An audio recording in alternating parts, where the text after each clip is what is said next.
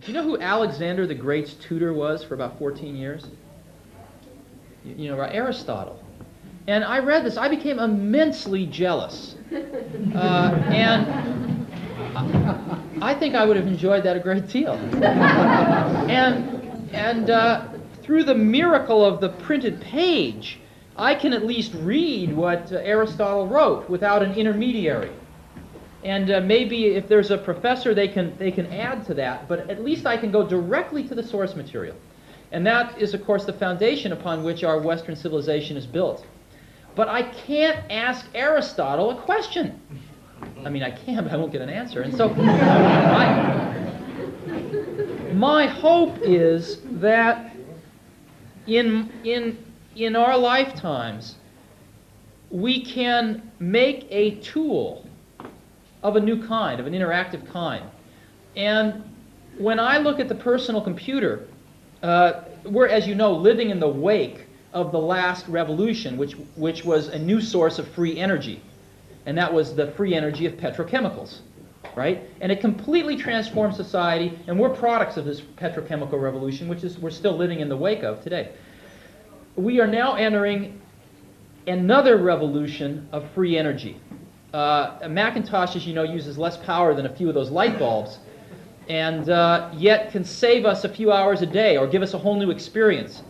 And it's free intellectual energy. It's crude, very crude, but it's getting more refined year after year after year. And in our lifetimes, it should get very refined. And so my hope is someday, when the next Aristotle is alive, we can capture the underlying worldview of that Aristotle in a computer. And someday, some student will be able to not only read the words Aristotle wrote, but ask Aristotle a question and get an answer. And that's what I hope that we can do. So this is a beginning.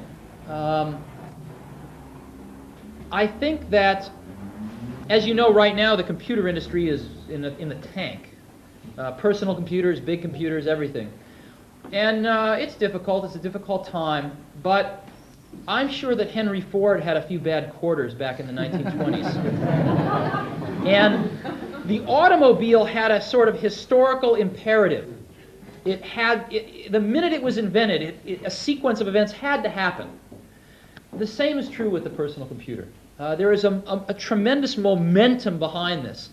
And I think that this year may be a delay. This year we may look back and say, well, 1985 was a slow year. But there is such momentum behind this that it will happen. It will permeate and change forever our educational processes.